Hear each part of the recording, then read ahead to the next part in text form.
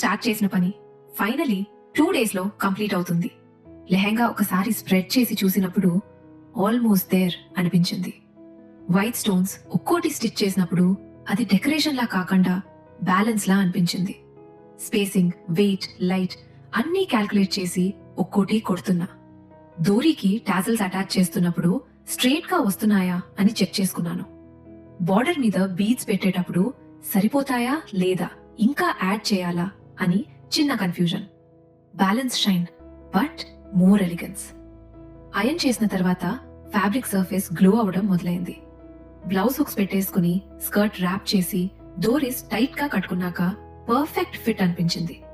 Bangles move అవుతున్నప్పుడు వచ్చే sound విన్నప్పుడు ఇంకాస్త ఒకేజన్ మోడ్ లోకి వెళ్ళిపోతాం.